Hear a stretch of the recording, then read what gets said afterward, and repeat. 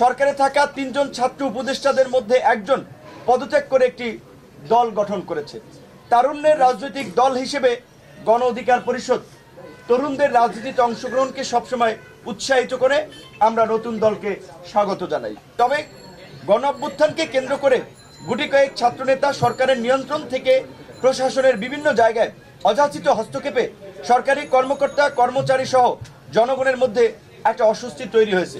যেহেতু আন্দোলনের পরিচিত মুখ থেকে সরকারের প্রতিনিধিত্বকারী ছাত্ররা রাজনৈতিক দল গঠন করেছে, সেহেতু সরকারের নিরপেক্ষতা বজায় রাখা ও জনগণ সহ রাজনৈতিক নেতৃবৃন্দের আস্থা ধরে রাখতে সরকারে থাকা অন্য 2 ছাত্র উপদেষ্টা সহ সরকারের প্রতিনিধিত্বকারী সকল ছাত্রদের পদত্যাগের আহ্বান জানাচ্ছি।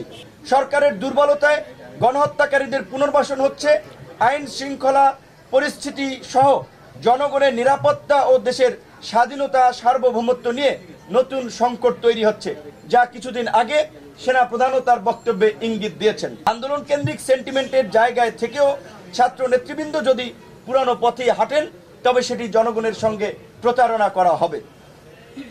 দুঃখজনক হলেও সত্য, গত 6 মাসে সেটি অবলোকন করা গেছে।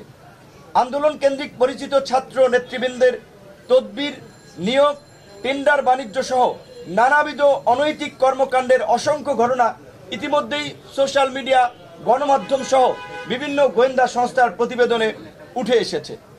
এমনকি গতকালকের নতুন দলের আত্মপ্রকাশ অনুষ্ঠানেও জেলা প্রশাসকের মাধ্যমে চিঠি দিয়ে ঢাকায় লোকবল সরবরাহে আসতে নোটিশ প্রদান করা, গাড়ি সরবরাহে মালিক সমিতি ও পরিবহন সংশ্লিষ্টদের উপরে চাপ প্রয়োগ করা, যা সম্পূর্ণ অনৈতিক ও অগ্রহণযোগ্য।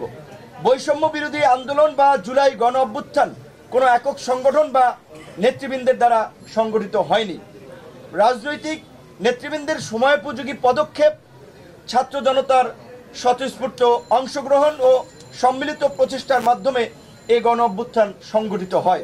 দেশের চলমান সংকট ও সামগ্রিক পরিস্থিতিতে সরকারের কাছে আমরা নিম্নোক্ত প্রধান উপদেষ্টার কাছে আমরা নিম্নোক্ত 4টি দাবি জানাচ্ছি।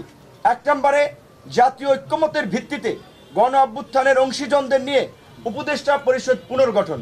2 নম্বরে আহতদের সুচিকিৎসা ও পুনর্বাসন এবং শহীদ পরিবারকে যথাযথ ক্ষতিপূরণ ও পুনর্বাসন। 3 নম্বরে গণহত্যার বিচার ও আওয়ামী লীগ নিষিদ্ধে যথাযথ পদক্ষেপ গ্রহণ। 4 নম্বরে জাতীয় ঐক্যমতের ভিত্তিতে দ্রুত সময়ের মধ্যে রাষ্ট্র সংস্কার সম্পন্ন করে জাতীয় নির্বাচনের আয়োজন।